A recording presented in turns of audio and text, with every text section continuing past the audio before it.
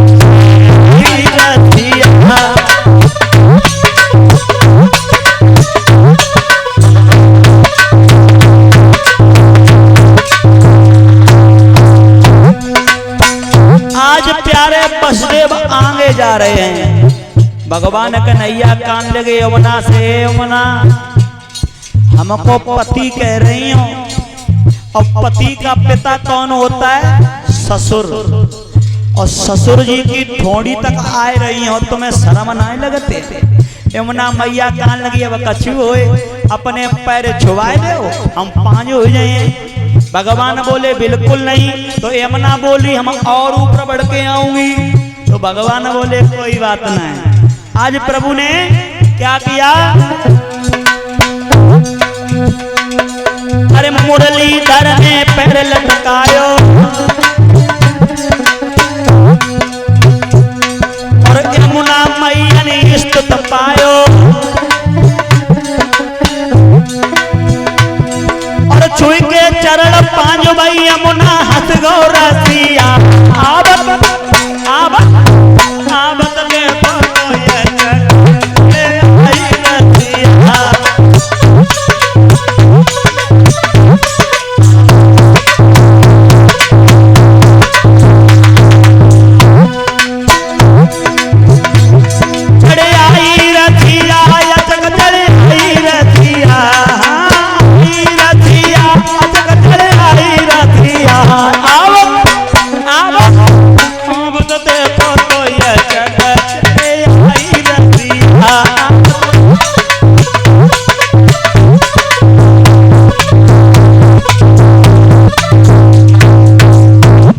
वसुदेव ने ले जाकर के गोकुल में पहुंचाया। देखो यहाँ एक बड़ी ज्ञान की बात आ रही है। वसुदेव ने बेटा को तो वहीं रख दिया और माया रूपी कन्या को उठाया।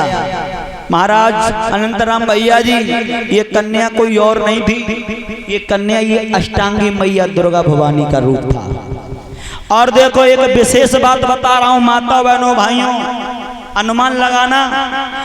जिस समय भगवान कन्हैया का यानी बेटे का जन्म हुआ तो वसुदेव की हथकड़ियां बेड़ियां खुल गई और जब वो लड़की को लेकर के पहुंचे मथुरा की कारागार में तो पुनः हथकड़ियां बेड़ियां लग गई। कहने का तात्पर्य मेरा ये है हमारे आपके घर में जब बेटा पैदा होता है तो हथकड़ियां बेड़ियां खुल जाती हैं, स्वतंत्र रहते हैं। चलो भैया अब एक लला पैदा हो आगे की जड़ मजबूत हो गई है ना।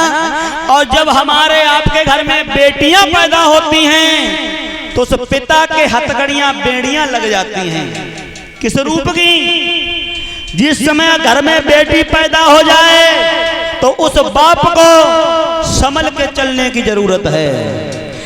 जो बुरी आदत है उनके अंदर, उस आदत को छोड़ देना चाहिए। शराब, गुटखा, बीड़ी, तमाकू अगर खाते हैं तो वो सब त्याग दें, क्योंकि घर में लक्ष्मी का अवतार हुआ है। और महाराज, जिस दिन से हमारे घर में बेटियां आती हैं, हमारी बेटियां बहुत कुछ सिखाती हैं, उसी दिन से एक एक रुपए जोड़ना शुरू कर दें बेटी की पढ़ाई के लिए और बेटी की शादी के लिए। जो माता पिता ऐसा काम नहीं करते हैं, जब उनकी बेटियां जवान होती हैं तो उनके बाप को रोना पड़ता है महाराज। और एक बात और बता रहे हैं, हमारे पुराण में, भागवत में तो ये लिखा, जिस इंसान ने अगर अपनी बेटी के हाथ पीले ना किए हों, आंगन में बैठ के कन्यादान ना लिया हो, उनका जीवन पूर्ण नहीं, अधूरा रहता है महाराज।